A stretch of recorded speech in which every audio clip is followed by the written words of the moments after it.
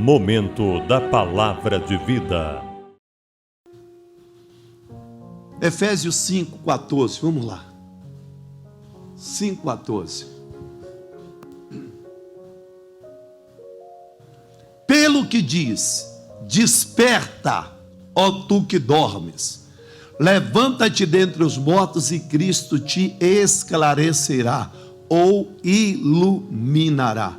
Ei, desperta, ó tu que dormes. O Jacó despertou. Levanta-te dentre os mortos. Jacó se levantou. Ele não só despertou, mas ele se levantou, ele tomou uma atitude. Tem coisas na vida da pessoa que só será transformada quando a pessoa despertar. Talvez essa mensagem seja um saculejo, talvez essa mensagem seja como se alguém pegasse nos seus ombros e balançasse você para você despertar. Mas não basta somente despertar, porque às vezes as pessoas sabem o que deve fazer, mas não fazem. Elas não fazem aquilo que tem que ser feito. Elas sabem o que tem que fazer. Exemplo: quando os marinheiros foram no porão que descobriram Jonas lá embaixo, Jonas disse: tudo é culpa minha, me jogue no mar, que o mar vai se acalmar. A Bíblia diz assim, entretanto, os marinheiros continuavam a remar, e o mar ia se embravecendo cada vez mais contra eles. Eles estavam perdidos, eles estavam como quem dorme. Quem dorme vê alguma coisa? Quem dorme está atento para alguma coisa? Talvez você já ouviu falar de a história de algum ladrão que entrou na casa de alguém e roubou tudo e a pessoa dormindo, só não roubou a cama onde ele estava deitado. Alguém já viu história assim? Eu já ouvi história, eu não sei se procede, mas do ladrão até esquentar comida e comer. Quem conhece história? Quem conhece história assim? Que o ladrão até comeu na casa. É brincadeira, irmão? Tomara que não tenha acontecido com você, né? Foi com você, não. Imagine. E glória a Deus que a pessoa não acordou também, né, irmão? Eu sabia que poderia ter acontecido. Mas o que eu quero dizer é o seguinte: às vezes o ladrão está aprontando ao lado da pessoa e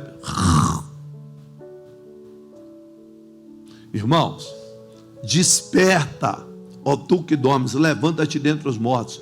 Os marinheiros sabiam o que tinham que fazer, mas eles não se levantaram para jogar Jonas no mar. Estavam ainda tentando resolver e nada resolvido. Só fazia piorar, porque o mar ia se embravecendo cada vez mais. E existem pessoas que estão assim. Elas já despertaram, já sabem o que tem que ser feito, o que tem que se fazer, mas não faz. Continua fazendo as mesmas coisas de antes e os resultados são os mesmos. Resultado negativo. Então o texto está dizendo: desperta, ó tu que dormes, levanta-te dentre os mortos e Cristo te iluminará, esclarecerá. Romanos 13:11. Vamos lá. Romanos 13:11. E isto digo, conhecendo o tempo, que é já hora de quê? De despertarmos de quê? Do sono. Por quê? Porque a nossa salvação está agora mais perto de nós do que quando aceitamos a fé. A nossa salvação está mais perto. O que isso significa? Preste atenção. Está mais próximo hoje de eu ir diretamente para os céus e para Deus do que quando eu aceitei a fé. Porque o tempo está mais curto para mim agora. Como, pastor? O tempo está se abreviando. Jesus pode voltar a qualquer momento. Mas falando de uma maneira geral, ali está dizendo o seguinte: tá, é hora de despertarmos, porque a hora da sua bênção está mais perto do que nunca. Agora você precisa despertar. Alguém aqui já esteve no ponto de ônibus, esperando o ônibus, e vacilou, deu uma olhadinha para o lado, se distraiu e o ônibus passou direto? Você dormiu? Não pode. Alguém aqui que dirige que já cochilou no volante? Quase, hein? Quase, hein, irmão? Virou? Aí. Virou o carro. Estava trabalhando? Poxa, devia estar cansado. E eu sei como é que é. Irmão, é verdade. Não é? A pessoa cochila. Então o que eu quero dizer para você é o seguinte: não cochile. Fala para a pessoa que está do seu lado: abra os seus olhos. Eu costumo dizer que, filho de Deus tem que dormir com o olho aberto e o outro aberto também. Amém, pessoal? Mas vamos terminar aqui. Lucas 15, versículo 17. Vamos lá. Eu tenho 2 minutos aqui para te entregar 2 versículos. Lucas 15, 17.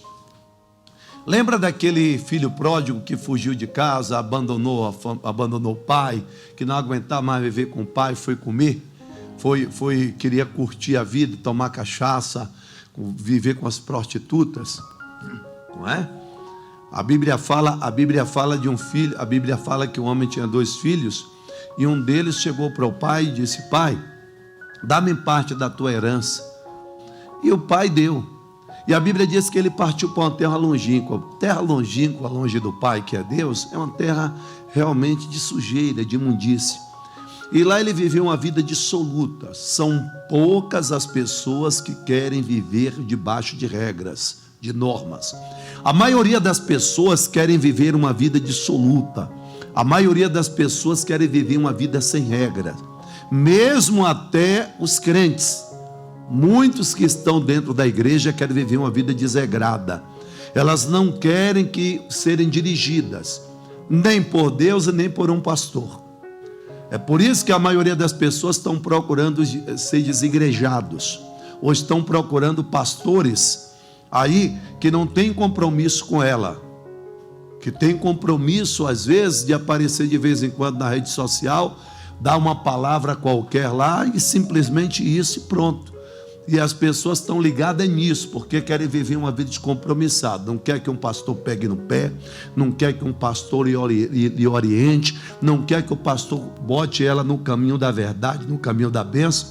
E a Bíblia diz que nos últimos tempos, muitos procurariam aiões ou mestres de acordo aos seus próprios desejos, porque eles sentiriam o quê? O quê? Coceira no ouvido, comichão. Sentiriam coceiras no ouvido. Então, muitas pessoas estão vivendo assim, principalmente depois desse troço chamado Covid. O povo foi muito para a internet, ficou ouvindo muita besteira, e as pessoas estão assim. Mas quando você vai ver para a vida cristã dessa pessoa, não tem vida com Deus. Não tem mais vida com Deus, irmão.